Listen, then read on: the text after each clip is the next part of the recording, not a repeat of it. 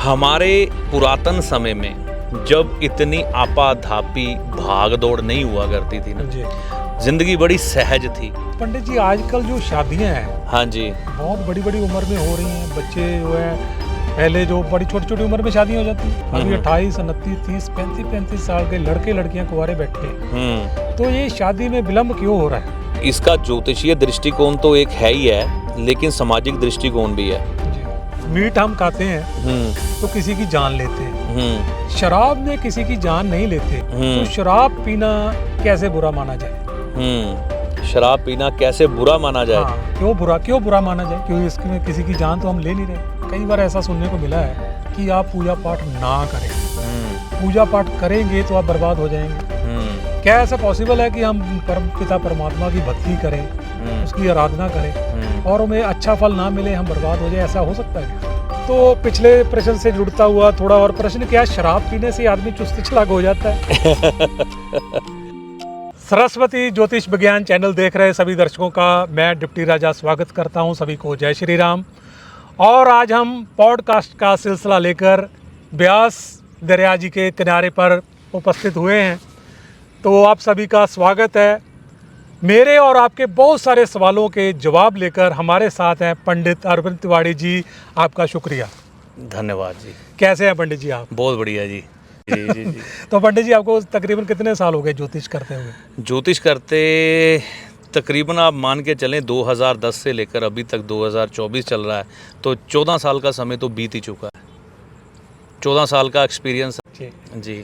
तो पंडित जी, पिछले हमारे जो पॉडकास्ट थे जी उसमें मेरे भी और हमारे दर्शकों के भी बहुत सारे भ्रम जी मिथ दूर हुए जी। इसके लिए हम आपका शुक्रिया अदा करते हैं। जी धन्यवाद। तो उसी तरह के कुछ सवाल लेकर एक बार फिर हम शुरू करें आपकी इजाज़त से। जी बिल्कुल जी।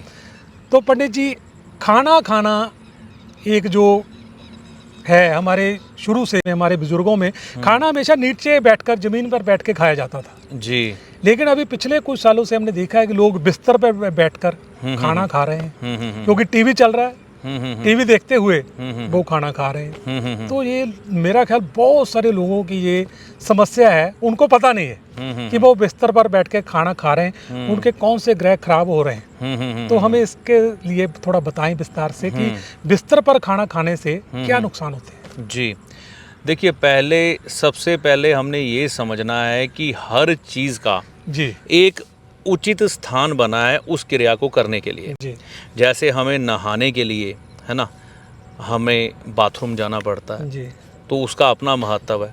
वो क्रिया हम हर जगह नहीं कर सकते, उचित नहीं है। जी इसी तरह से खाना खाने की भी एक विधि है, एक विधान है।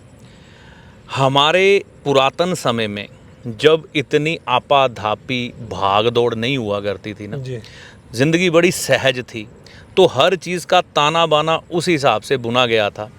उदाहरण के तौर पर व्यक्ति काम करके घर आता था, है ना, उसके हाथ पांव गेट पर धुलवाए जाते थे। जी हाथ पांव धुलवाने के बाद ही घर में प्रवेश दिया जाता था। जी जी और उसके बाद व्यक्ति सीधा रसोई घर में जाता था। वहाँ पर एक बूढ़ी माता या धर्मपत्नी बैठी खाना बना रही है चूल्हे के पास, जी और वहीं पर सभी हाथ धो कर बैठ जाते थे, नमस्कार करते थे अन्न देवता को, और उसके बाद अन्न ग्रहण करते थे। तो यहाँ पर एक चीज़ को हमने समझना है कि अन्न को ग्रहण कहाँ किया जा रहा है? रसोई घर में। तो हमारे पुराने समय में, है ना, ऋषि मुनियों ने, विद्वानों ने एक चीज़ की खोज की कि हमें खाना कहाँ खाना चाहिए, और इस खाना खाने की क्रिया को हम ऐसा कर दें कि इसको करते करते ही हमारे कई ग्रह अच्छे हो जाएं, है ना।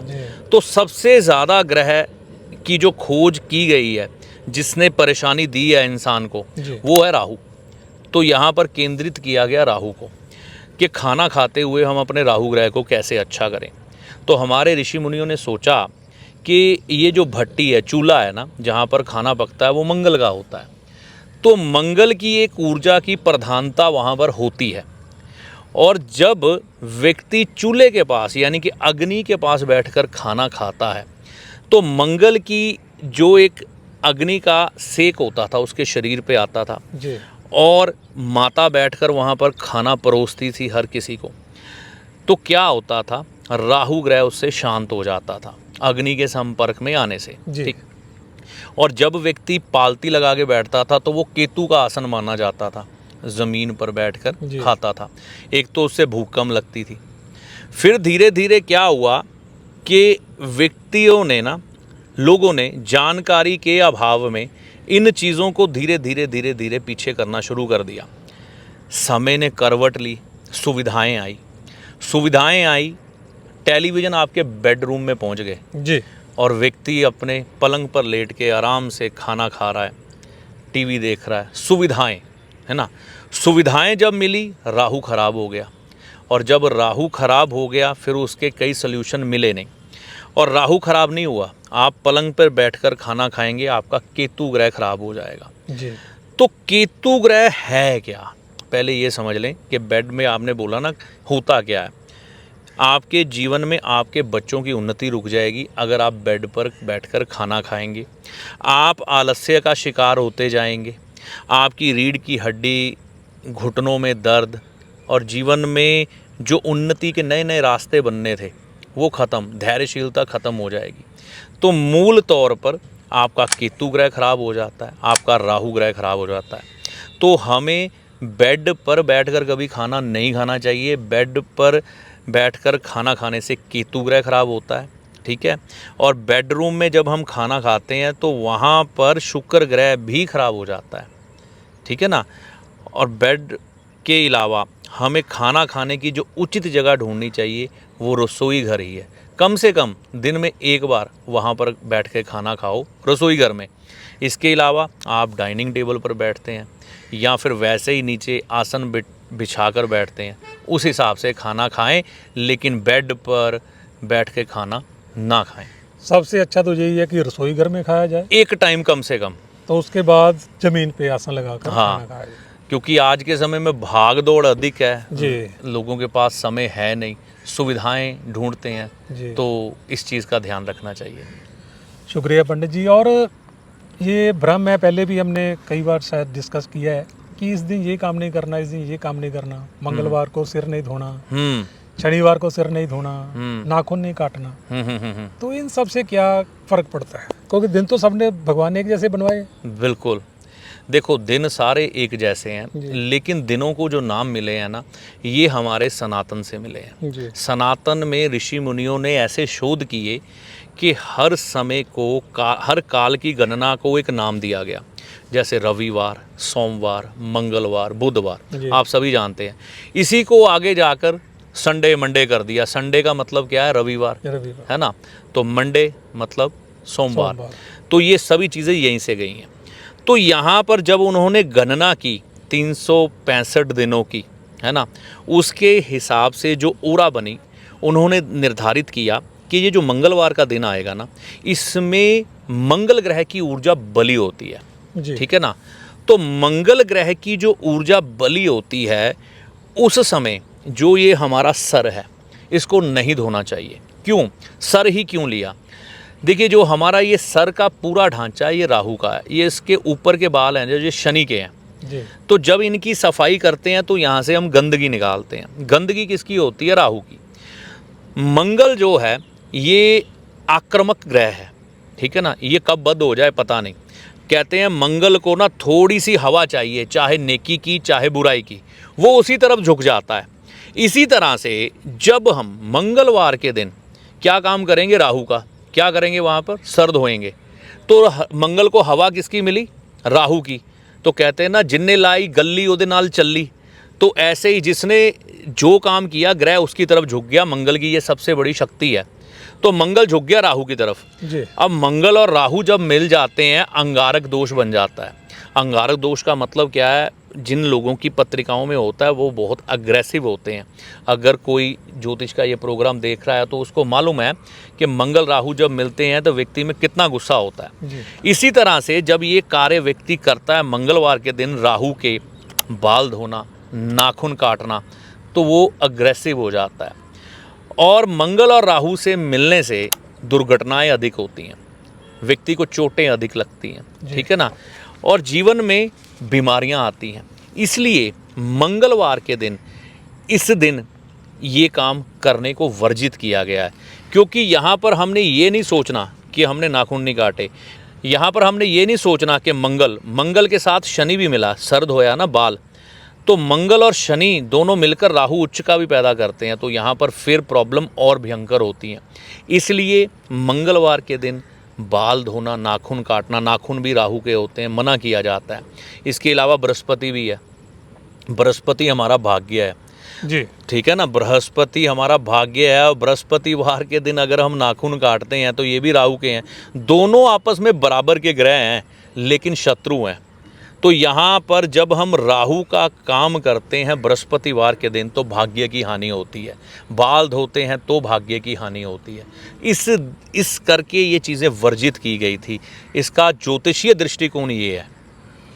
क्योंकि इतना डिटेल से सभी को नहीं समझाया जा सकता था, जी। इसलिए उन्होंने एक रूल बना दिया कि मंगल, शनिवार को, वीरवार को ये काम ना करो। इतने सवाल उठाए नहीं जाते थे पहले। हाँ। आजकल देखिए लोग कहते हैं कि हमें बिहाइंड द रीज़न पता होना चाहिए। हाँ, आज के समय के अनुसार अच्छा भी है कि आपके पास ज्ञान है।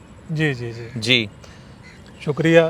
तो पंडित जी, कुंडली की शुरू करें बात। जी कुंडली में मांगलिक दोष, जी जिसे हम कहते हैं ये लड़का मंगलिक है, लड़की मंगलिक है, तो मंगलिक होने के बावजूद भी आपने देखा होगा भी कई शादियां कामयाब हो रही हैं। जी आपके पास ऐसे केस आए होंगे। बिल्कुल। तो कईयों ने पूरी अपनी कुंडलियां मिलवाई हैं, उनके बावजूद भी उनकी शादियां सफल नहीं हो रही। इसके पीछे क्या रीज़न, क्या कारण रहा?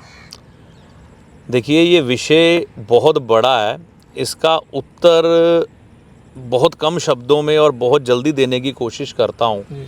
आपने सबसे पहली बात जो की है मांगलिक जी। अब देखिए कई बार क्या होता है कि कई लोग कुंडली मिलान के बारे में इतना विश्वास नहीं रखते जी। कई ऐसे संप्रदाय हमारे भारत में हैं, वो कुंडली तो मिलाते ही नहीं, ऐसे ही शादी होती है। तो वहाँ पर ऐसे इत्तेफाक बनते हैं कि नॉन मांगलिक की मांगलिक से शादी हो जाती है, अच्छी निभती है, कोई ऐसी बात नहीं है। और कई जगह पर कुंडली मिलाई जाती है, मांगलिक के साथ मांगलिक का रिश्ता करवाया जाता है, लेकिन फिर भी प्रॉब्लम आ जाती है। जी।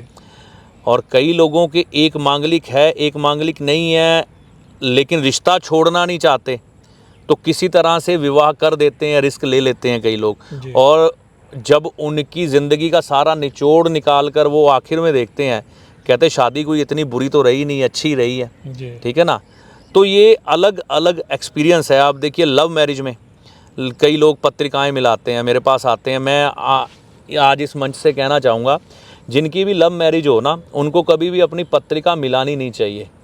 कई लोग बाद में कहते हैं कि हाँ लव मैरिज चाहे है, लेकिन फिर भी हम देख लें कि कौन सा दोष है कौन सा नहीं। उचित नहीं है। जब आप रिश्ता छोड़ ही नहीं सकते तो फिर पत्रिका क्यों मिलानी है। तो यहाँ पर मांगलिक का ना अलग अलग प्रभाव है। अब देखिए कई ऐसे ग्रहचाल होती है, जैसे कि उदाहरण पे तौर पर ना हम मांगलिक को माने, लगन में मंगल हो, चौथे में मंगल हो, सप्तम में हो, अष्टम में हो, 12 में हो। साउथ वाले तो दूसरे घर में भी मांगलिक मानते हैं, तो ये मांगलिक दोष बन जाता है।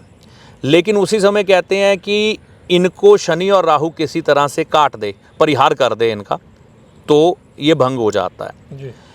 या फिर बृहस्पति दृष्ट कर दे, या चंद्रमा मजबूत हो, या कुंडली में सूर्य मजबूत हो, या सूर्य के साथ मंगल अस्त हो। ये चीज़ें तो अब हर कोई नहीं देखता, लेकिन आम जनता को क्या मालूम है, मांगलिक है ना। तो ये एक परिहार है।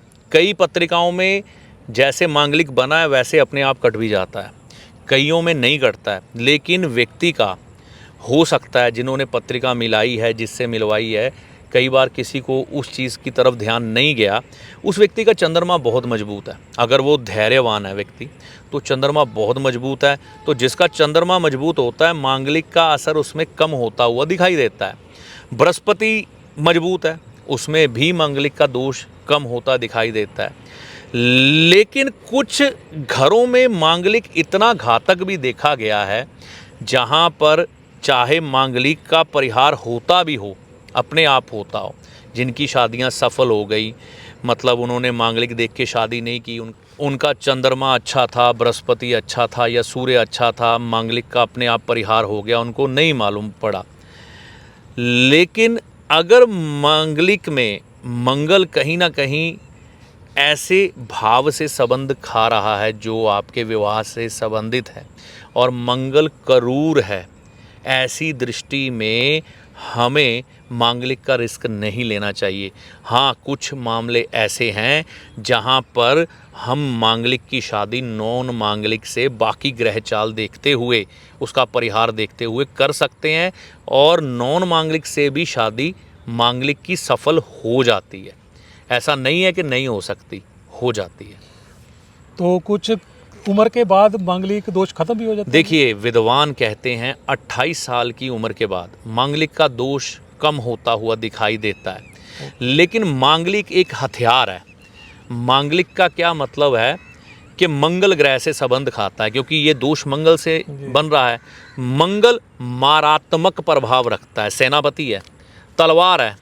अब तलवार है, पता नहीं किस समय चल सकती है, जी। तो उसमें रिस्क नहीं लेना चाहिए।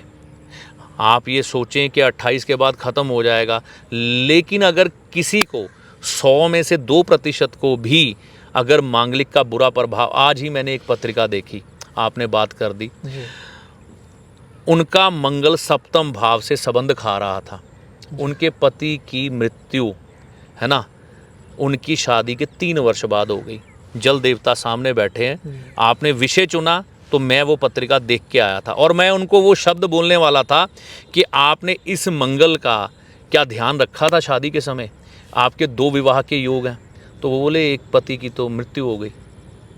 तो मंगल ने वहाँ पर अपनी चोट मार दी, वहाँ पर परिहार नहीं हो रहा था। तो यहाँ पर अब मंगल किस दृष्टिकोण से सप्तम में है, ये भी सब कुछ उस समय फिर बारीकी से देखना पड़ता है। जी। तो मंगल को हम नज़रअंदाज नहीं कर सकते। हाँ, कुछ मामलों में ऐसा नहीं है कि हम नहीं शादी कर सकते हैं। जी।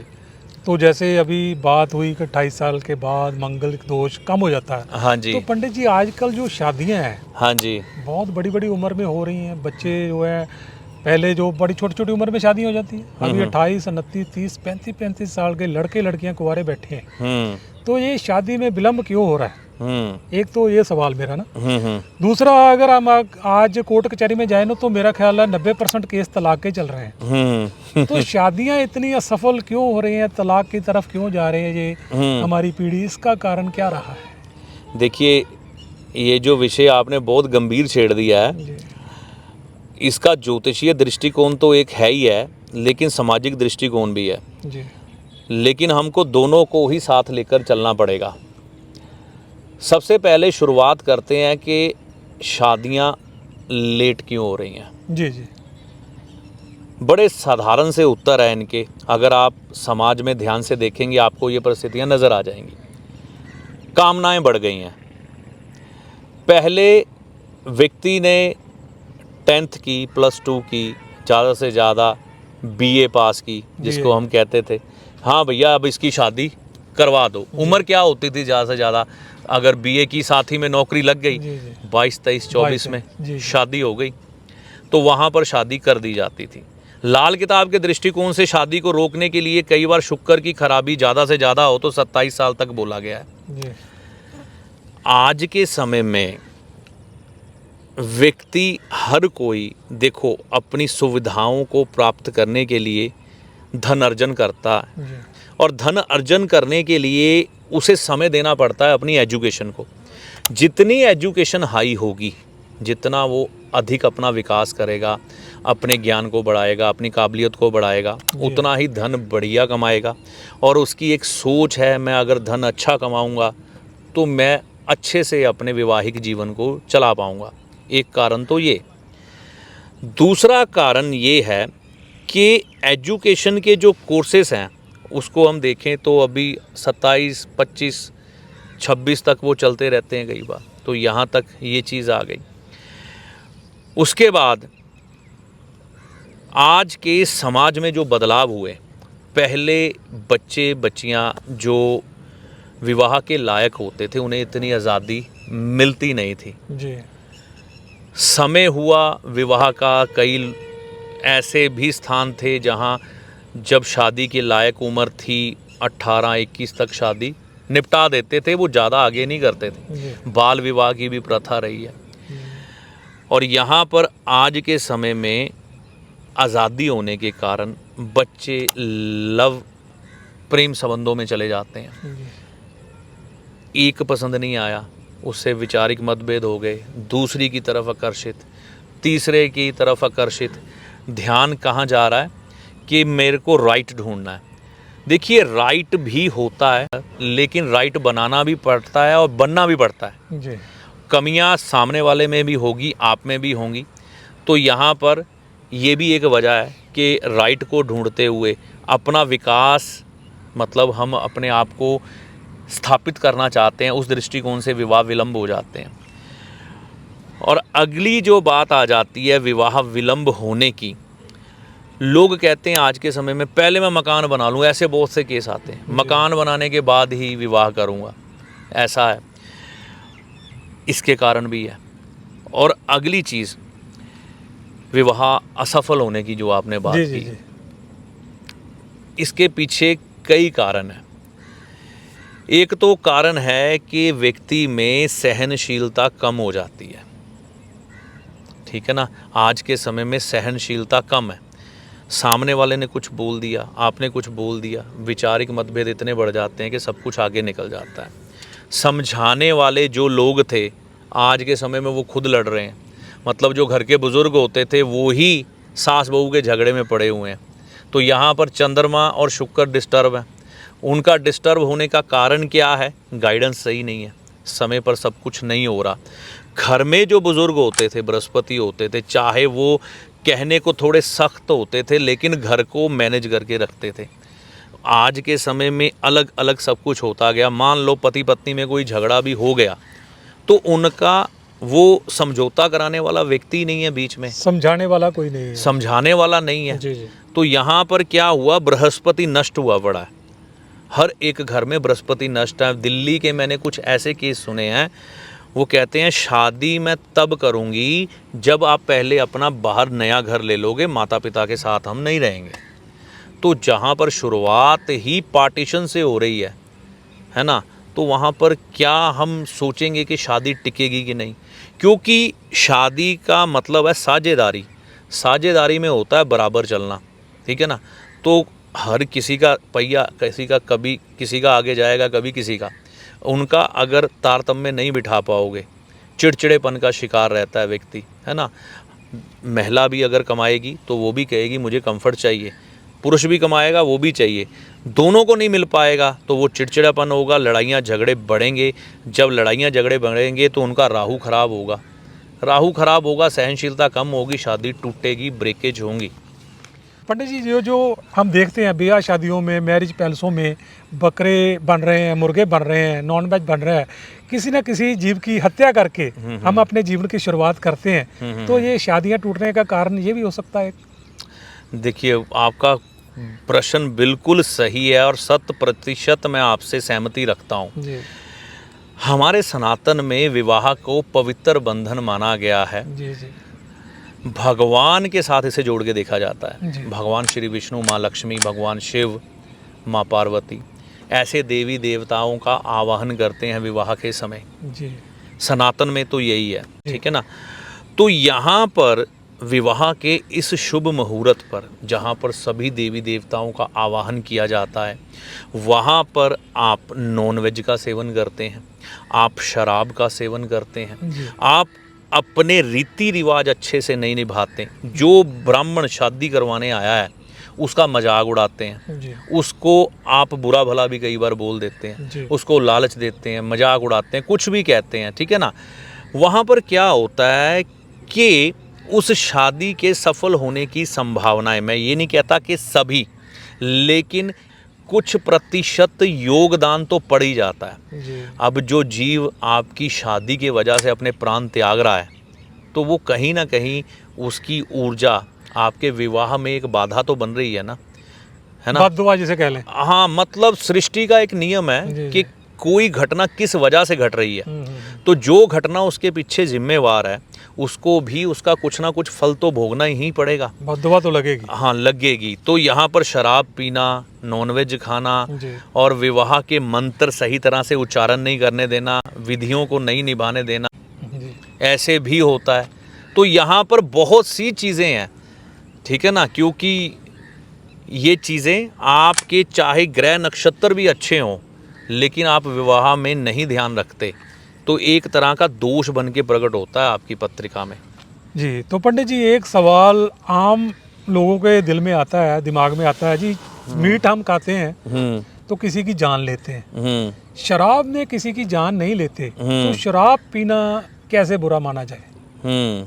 शराब पीना कैसे बुरा माना जाए? हाँ, क्यों बुरा माना जाए? क्योंकि इसमें किसी की जान तो हम ले नहीं रहे। अच्छा देखो, शराब पीना, शराब की उत्पत्ति जहाँ तक मुझे ज्ञान है इसके बारे में क्यों हुई, इसका आविष्कार क्यों हुआ जी। जब युद्ध लड़े जाते थे राजाओं महाराजाओं के, उस समय सैनिकों को और हाथियों को शराब पिलाई जाती थी। जी। कारण क्या था कि उनमें एक पराक्रम आ जाए जिनमें नहीं भी है। जिनमें है पराक्रमी उनको तो ज़रूरत नहीं पड़ती थी, जो शूरवीर थे, लेकिन कई सैनिक ऐसे होते थे जो युद्ध छोड़कर भाग जाते थे। और जानवर भी कई बार ऐसी चीज़ों को समझते हैं कि यहाँ पर रक्तपात हो रहा है, मैं आगे नहीं बढ़ूँगा, तो उनके लिए शराब का सेवन उन्हें करवाया जाता था और शराब का सेवन करके वो युद्ध में कूद पड़ते थे, फिर भागते कम थे। मूलतः इसका जो है आविष्कार इसलिए किया गया था, जो मुझे जानकारी मिली है अपने गुरुजनों से, है ना। धीरे धीरे धीरे इसको इंजॉयमेंट के दृष्टिकोण से लेते चले आ गए। अब जो शराब है, शराब के जो गुण धर्म है ये शनि ग्रह के अंतर्गत आ जाते हैं। मूलतः आप जानते ही होंगे, सभी जानते हैं। और शराब पीने के बाद अगर आप एक सीमित मात्रा में इसको पीते हैं एक फौजी की तरह, तो आपको कोई नुकसान नहीं है, दवा की तरह काम करती है, जेन्युइन तरीका है, ठीक है। लेकिन अगर आप आउट ऑफ द लिमिट जाते हैं तो आपको कुछ करने की ज़रूरत नहीं है, गंदगी के ढेर पर ये आपको खुद गिराएगी। मतलब शराब पीने के बाद जो आउट ऑफ द लिमिट है, व्यक्ति का मान सम्मान खो जाता है, ये आप मानते हैं। अगर वो लड़खड़ा के गिरेगा तो मान सम्मान खोएगा ना उसका। तो शराब अच्छी कहाँ हुई? हाँ, यहाँ पर तामसिक चीज़ की श्रेणी में आता है। शराब का सेवन करने से आपकी तामसिक बुद्धि का विकास होता है और आप उन चीज़ों की तरफ आकर्षित होते हैं जो अनैतिक हैं, जो सामाजिक नहीं है, जो सभ्य नहीं है। अब किसी का शनि मंगल राहु खराब है ना, वो गालियाँ देने लग पड़ते हैं, वो अपने घर वालों को मारने लग पड़ते हैं। जब उन्होंने शराब नहीं पी वो मच्छर तक नहीं मारते, लेकिन शराब पीने के बाद उनका शनि मंगल राहु खराब हो जाता है, वो घर वालों को पीटते हैं। तो ये इंजॉयमेंट कब हिंसा में बदल जाएगी पता नहीं लगता। नशे की हालत में आदमी खराब काम करेगा। हाँ, शनि को बचाने के लिए शराब चाहे इंजॉयमेंट है या वैसे है, बचना ही चाहिए। जी जी। तो पंडित जी हमारा अगला सवाल, हमें कई बार ऐसा सुनने को मिला है कि आप पूजा पाठ ना करें, पूजा पाठ करेंगे तो आप बर्बाद हो जाएंगे। क्या ऐसा पॉसिबल है कि हम परम पिता परमात्मा की भक्ति करें, उसकी आराधना करें और हमें अच्छा फल ना मिले, हम बर्बाद हो जाए? ऐसा हो सकता है क्या? पूजा पाठ करने से बर्बाद हो जाएंगे जी। लाल किताब ज्योतिष जब से प्रचलन में आई है ना, तब से ये बातें सुनने को मिल रही हैं ज़्यादातर। इसमें कुछ भ्रांतियाँ भी हैं, कुछ चीज़ें लोगों ने अपनी तरफ से ऐड कर दी हैं, लेकिन लाल किताब में अगर हम इसको ध्यान से पढ़ने की कोशिश करें, समझने की कोशिश करें, ज़्यादा पूजा पाठ 2 3 4 दृष्टिकोण हैं जिनमें मना किया गया है। जैसे 8 और 12 में शत्रु ग्रह हो तो कहते हैं मंदिर में मत जाओ, नुकसान हो जाएगा। लेकिन इसमें एक सच ये है कि मंदिर आप जाओ लेकिन किसी मूर्ति को मत छुओ। आपका मंदिर जाना तब संपूर्ण माना जाता है आप जब मूर्ति को छूते हैं। इसी वजह से हमारे ईश्वर की जो मूर्तियां हैं ना, वो गर्भगृह में होती थी, व्यक्ति बाहर से ही दर्शन करके निकल जाता था, छू नहीं पाता था। और दूसरा दृष्टिकोण ये है कि बृहस्पति खाना नंबर 10 में हो। अगर व्यक्ति अत्यधिक पूजा पाठ करने लग पड़े, जैसे कि बृहस्पति खाना नंबर 10 वाले कई बार बहुत अधिक पूजा पाठ करते हैं, 1.5 2 घंटे पूजा पाठ करते हैं, तो वो अपने संसारिक काम नहीं कर पाते। देखो, व्यापार को चलाने के लिए आपको थोड़ी चुस्ती चालाकी चाहिए। अगर आप व्यापारी हो, आप एक आध झूठ भी बोलोगे, एक आध सच भी बोलोगे और फिर सामान बेचोगे। पूरा सच बोल के तो आजकल व्यापार हो नहीं सकता। जी जी। जब हम बृहस्पति खाना नंबर 10 में होते हैं तो बृहस्पति खाना नंबर 10 में है शनि का घर। शनि है चुस्ती चालाकी का ग्रह। इसको सिर्फ अपने आप से मतलब है, दुनिया जाए भाड़ में, चाहे किसी को मरवा दो, मेरा भला होना चाहिए। शनि की ये सोच है कि मैं चुस्ती चालाकी से अपने लिए मतलब निकालूंगा। और बृहस्पति वहाँ पर बैठकर बिल्कुल धर्मी कर्मी बन जाता है कि मैं जो धर्म और कर्म है उसी पर चलूँगा, गलत काम नहीं करूँगा, झूठ भी नहीं बोलूँगा। तो क्या होता है, शनि कमज़ोर हो जाता है, तो अत्यधिक पूजा पाठ करने के कारण। लेकिन अगर कोई व्यक्ति 5 मिनट 10 मिनट पूजा पाठ कर ले तो उसमें इतनी बुराई नहीं है। 2 ढाई 3 घंटे करे, मंदिर जाके 1.5 घंटा 2 घंटे माला फेरता रहे, तो ये बृहस्पति अत्यधिक पूजा पाठ करने के कारण खराब हो जाता है। ऐसा ही बृहस्पति खाना नंबर 7 में होता है, क्योंकि वह भी व्यापार का घर है। तो वहाँ पर कहते हैं कि ज़्यादा पूजा पाठ करने से, ज़्यादा मंदिर जाने से या मंदिर घर में रख के पूजा पाठ करने से भी यही गुण धर्म उत्पन्न होने लग पड़ते हैं। तो यहाँ पर ये नहीं कहा कि पूजा पाठ आप बिल्कुल ही ख़त्म कर दो, करना ही नहीं है। जैसे हमें ईश्वर की मदद चाहिए, तो ईश्वर की मदद हमें इन ग्रहों के द्वारा, इन ग्रहों के देवताओं से मिलती है। जैसे बृहस्पति ग्रह के देवता है ब्रह्मा जी, सूर्य के विष्णु जी। अगर इनकी मदद चाहिए, ग्रहों की हम मजबूती करेंगे तो इन देवताओं का ध्यान करेंगे। तो इनको ही अगर थोड़ा बहुत याद ना रखेंगे तो ग्रह भी कहाँ से अच्छे होंगे। तो थोड़ा बहुत पूजा पाठ करना कभी भी बुरा नहीं है, इन 3 कंडीशंस में, ठीक है ना। चौथी कंडीशन क्या है, जब आपका राहु बृहस्पति को किसी तरह से प्रभावित कर रहा हो, उस समय अत्यधिक पूजा पाठ आपको नुकसान दे सकता है। तो ऐसी स्थितियों में ज़्यादा पूजा पाठ नहीं, आप अपने देवता को मंदिर जाएं, माथा टेक के बाहर आ जाएं, ज़्यादा माला ना फेरें। ये ध्यान रखें, पूजा पाठ करना 5 मिनट का खुले तौर पे करें। ये नहीं कि मैं इतनी माला का जाप करूँगा, उतनी माला का करूँगा, मैं 1 घंटा पूजा पाठ ना कर लूँ तो मेरा दिन शुरू नहीं होता। और बिल्कुल पूजा पाठ छोड़ना, मैं कभी भी इसके हक में नहीं हूँ। यानी कि गृहस्थ आदमी को बैलेंस बना के रखना पड़ेगा। हाँ, क्योंकि सारा दिन पूजा पाठ करता रहेगा तो काम ही नहीं करेगा। बिल्कुल। तो इसका बैलेंस बनाना पड़ेगा कि कितना आपने भगवान का नाम कब लेना है, कितना लेना है। बिल्कुल। देखिए, इस संदर्भ में ना आपने मुझे याद करवा दी गुरुजी की एक बात। जी। कुछ दिन पहले उनसे बात हो रही थी जी। और मैं, अगर कोई संत आज इस वीडियो को सुन रहा है तो उन तक भी मेरे गुरुजी का संदेश पहुंचेगा। हमारे सनातन में क्या है, एक पूजा पाठ करने वाला कर्मकांडी विद्वान या संत, महात्मा, ऋषि मुनि, है ना, आचार्य, और एक कॉमन इंसान, सबके लिए पूजा पाठ के नियम एक जैसे हैं। क्या ये संभव है कि हम गृहस्थी होते हुए संतों जैसा व्यवहार कर सकें, एक आचार्य जैसा व्यवहार कर सकें, हम उतना पूजा पाठ जानते हों जितना उन्होंने विधि से सीखा है? तो आम गृहस्थी के लिए नियम बड़े, गुरुजी कहते हैं, सरल रखने चाहिए। उसको इतना कठिन पूजा पाठ करने की तरफ आकर्षित नहीं करना चाहिए। अब हमने कर्मकांड थोड़ा करना है, आम बंदे ने कर्मकांड थोड़ा करना है। जी जी। उसने तो अपनी दिनचर्या भी चलानी है। तो हमको गाइडेंस क्या है, पूजा पाठ अत्यधिक, इतना नहीं, सीमित मात्रा में। तो हर किसी के लिए पूजा पाठ के गुरुजी कहते हैं नियम अलग होने चाहिए। संत के लिए अलग है, महात्मा के लिए, ऋषि मुनि के लिए, आचार्य के लिए, पंडित के लिए और गृहस्थी के लिए। तो इस बात का ध्यान रख के चलना चाहिए। तो ये नियम आप संतों को बना के देने हैं, गृहस्थियों को, कि उनका पूजा पाठ थोड़ा सरल करें, उनको एक तकड़ी में ना तोलें। कोशिश करें कि आम गृहस्थी का पूजा पाठ संत महात्माओं, पंडितों, आचार्यों के जितना कठिन ना हो, जितना सरल हो, उतना ही अच्छा। जी। तो पंडित जी, आज के ज़माने की सबसे बड़ी ज़रूरत कि आदमी चुस्त चालाक हो, आहा। क्योंकि मैंने देखा है माँ बाप भी अक्सर ऐसा सोचते हैं कि हमारा बच्चा अगर चुस्त चालाक नहीं होगा ना हाँ। तो ये कामयाब नहीं होगा। जी। शायद उनके अपने जीवन के कुछ हाँ। उनका देखा होगा उन्हें कि हम चालाक नहीं थे जी, पीछे रह गए। तो ये चुस्ती चालाकी कितनी जरूरी है। तो पिछले प्रश्न से जुड़ता हुआ थोड़ा और प्रश्न, क्या शराब पीने से आदमी चुस्त चालाक हो जाता है?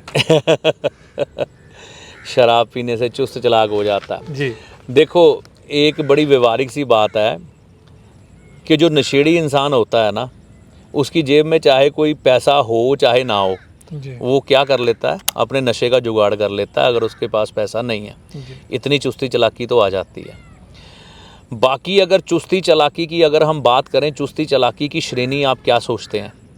आप चुस्ती चालाकी को किस दृष्टिकोण से देखते हैं? चुस्ती चालाकी को वो चुस्ती चालाकी गिनते हैं कि किसी का भी बुरा करके मैं अपना भला करूँगा? अगर वो चुस्ती चालाकी अगर आप शराब पीने से सीखना चाहते हैं तो वो आज नहीं तो कल आपके लिए हानिकारक है। एक चुस्ती चालाकी ये है कि मैं ये पेन बेच रहा हूँ, ठीक है, ये पेन मेरे को आया है 5 रुपए का जी। और मैं इसका प्रॉफिट रख के इसको 10 रुपये बेच सकता हूँ, लेकिन मैं अपनी चुस्ती चालाकी से इसको 25 रुपये का बेच दूँगा। ये चुस्ती चालाकी, इसमें मैंने अपनी काबिलियत का इस्तेमाल किया है, ये चुस्ती चालाकी है, लेकिन किसी का बुरा तो नहीं ना किया। तो ये चुस्ती चालाकी अलग अलग कैटेगरी में आ जाती है। अगर तो आप किसी का बुरा करने के लिए चुस्ती चालाकी चाहते हैं, वो शराब पी के, क्या कई तो बगैर शराब के ही वो कर रहे हैं, तो वो हमेशा आपके लिए बुरी है। दूसरा, अगर आपको ऐसी चुस्ती चालाकी चाहिए कि आप 5 की चीज़ 25 में बेचना चाहते हैं, उसके लिए शराब की ज़रूरत नहीं है, उसके लिए बुद्ध की ज़रूरत है। आपका बुद्ध यानी कि दिमाग तेज़ होगा, राहु तेज़ होगा और शनि का साथ मिलेगा। शराब पीने से नहीं, भक्ति करने से भी शनि तेज़ हो जाते हैं, तो भी आप ये काम कर सकते हैं, ठीक है ना। हाँ, अगर आपको नशे का जुगाड़ करना है तो फिर नशेड़ी व्यक्ति तो बिना शराब पिए ज़्यादा तेज़ होता है, उसके अंदर उस समय ज़्यादा चुस्ती चालाकी होती है जब उसने शराब या नशे का इंतज़ाम करना होता है। तो यहाँ पर एक चीज़ और गुरुजी कहते हैं कि जो सियाना कौआ होता है ना, जो समझदार कौआ होता है, वो हमेशा कहाँ पर मुंह मारता है? गंदगी में। गंदगी में। तो जितनी ज़्यादा चुस्ती चालाकी हम जीवन में दिखाते हैं, आखिर में गंदगी के ढेर में गिरते हैं। तो मेरे दृष्टिकोण से जितनी ज़रूरी है उतनी करें, किसी का बुरा करने के लिए ना करें। शराब पीने से चुस्ती चालाकी थोड़ी बहुत आती है, क्योंकि शनि की चीज़ ग्रहण करोगे थोड़ा तो चालाकीपन आएगा, लेकिन उसका अंत बुरा होगा। चालाक आदमी को कभी भी भगवान का साथ नहीं मिलता, मैं रिटर्न में देने के लिए तैयार हूँ जी। भोले बाबा भोले के हैं। चुस्त चालाक जो अपना दिमाग लगाता है ना, ईश्वर उसका साथ नहीं देते। एक समय पर उसको लगता है कि दे रहे हैं, लेकिन उसका लक चल रहा होता है। जब उसको भाग्य की या ईश्वर की ज़रूरत होती है तो वो हाथ पीछे खींच चुके होते हैं। चुस्ती चालाकी एक सीमा तक आपके काम आती है, बाद में आप गंदगी के ढेर में पाए जाते हैं। तो भोले बन के चलें, जितना हो सके भलाई के काम सीमित मात्रा में करने चाहिए, लेकिन एक बैलेंस बना के। आपको हर चीज़ का ज्ञान होना चाहिए कि मैंने हर चीज़ का बैलेंस बना के चलना है। थोड़ी चुस्ती भी लूँगा, अपना 5 का पेन 25 का भी बेचूँगा, किसी का बुरा नहीं करूँगा और शराब भी नहीं पीऊँगा। नहीं, हमारे बुजुर्ग कार करते थे जी, पुराने जो दुकानदार थे ना, उन्होंने सोचा होता था कि अगर ये पेन मैं 5 का लाया हूँ तो मैंने 6 का बेचना है। हाँ। लेकिन आजकल ये भी हो गया कि 5 का 25 का 100 का जितने पे भी बिक जाए हाँ। तो वो अच्छा है। तो ये जो इस तरह की कमाई भी है, ये ठगी भी हो जाती है, ठगी हो जाएगी, और ये मेरा ख्याल है किसी न किसी तरीके से हमें निकलेगी। बिल्कुल। जैसे हम कहते थे कि बीमारियां क्यों बढ़ गई हैं, बीमारियां इसलिए बढ़ गई हैं क्योंकि लोगों ने अपना प्रॉफिट बहुत बढ़ा दिया है। तो फिर वो कहीं ना कहीं तो जाएगा ही ना इधर उधर, क्योंकि एक स्टूडेंट को पेन की जरूरत है। बिल्कुल। तो उसको अगर ये 5 का पेन 10 में मिल जाए, चलो ठीक है। अगर यही पेनों को 100 के मिलेगा, हाँ, तो उसकी बददुआ तो लगेगी। हाँ, देखो, आपको अपनी सीमाएं निर्धारित करनी पड़ेंगी। तो आपको अपने आप को एक सीमा में बांधना पड़ेगा। चुस्ती चालाकी का ये मतलब नहीं है कि हम दुनिया को लूट के खा जाएं। बहुत शुक्रिया पंडित जी, एक बार फिर आपका शुक्रिया जी, क्योंकि हमारे बहुत से सवाल ऐसे होते हैं जिनका जवाब आप ही दे सकते हैं जी। तो आपका बहुत शुक्रिया। आप एक बार हमारे दर्शकों के रूबरू हुए और पवित्र जगह दरिया महाराज जी के ब्यास दरिया जी के किनारे पर हम बैठे हैं। बहुत खूबसूरत आज वातावरण है जहाँ, और नेचर की हमें हमेशा सेवा करनी चाहिए, इसके बारे में थोड़ा हम कुछ बताएं हमारे। बिल्कुल, देखिए जी, जो पंच तत्व है ना, जी भगवान की शब्द की हम बात करते हैं, भ से भूमि, जी ग से गगन, व से वायु, आ से अग्नि, न से नीर। जी इन चीज़ों का बैलेंस अगर आप नहीं कर पाएंगे, अगर आप अपनी नदियों का ध्यान नहीं रखेंगे, ये देखिए आप थोड़ा सा हटिए, ये देखिए जैसे कैसे कचरा फैलाया गया है, बस आ जाइए, और नदियों में कुछ भी परवाह कर देंगे, आप सोचेंगे नहीं, नेचर के साथ बैलेंस नहीं बनाएंगे, पेड़ पौधे नहीं लगाएंगे, तो भी आपके ग्रह खराब ही रहेंगे। तो हमें अकेला अपने ग्रहों के उपाय करने की तरफ नहीं बढ़ना है, ग्रहों को हर दृष्टिकोण से अच्छा करना है, इन पंच तत्वों के साथ भी तालमेल बैठाना है, क्योंकि सब चीज़ें इन्हीं तत्वों ने हमें प्रदान करनी है। तो ये बातों का भी ध्यान रख के चलें, बाकी संस्कार निभाते चलें और छोटे छोटे उपाय, लेकिन उपायों से ज़्यादा महत्वपूर्ण है संस्कार। जो ग्रहों के साथ जुड़े हैं वो आपको छोटी छोटी चर्चा करके हासिल होंगे, फिर आप उनको ग्रहों के साथ कनेक्ट करके सारी एस्ट्रोलॉजी को ताना बाना समझ जाएंगे। तो ये समझना है।